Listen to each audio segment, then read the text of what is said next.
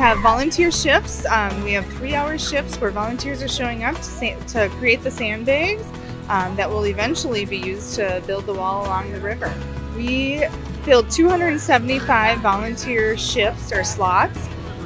We certainly use social media and our website to get the word out there about the need.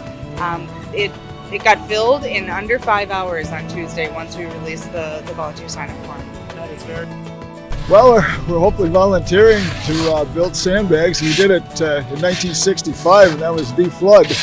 So I guess I'm one of the remnants of that, and that's over almost 54 years ago. So it was quite an experience.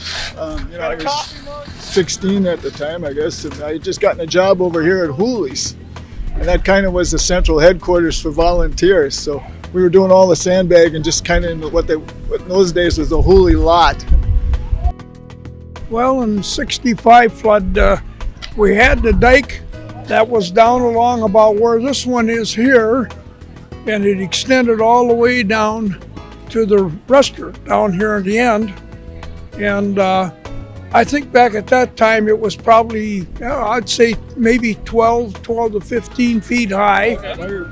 I worked for the Stillwater Fire Department, so we went right up to instead of going home, because like I was telling you, we didn't know when somebody would come and wake you up to relieve them on a pump that they've been probably working on for 8-9 hours, And no, this went on for, oh my God. Well, like I say, I didn't go home to see the wife for about a week and a half. It was that busy down here and constantly going.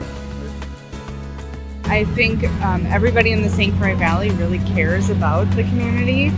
They want to protect the businesses and the beauty that is down here.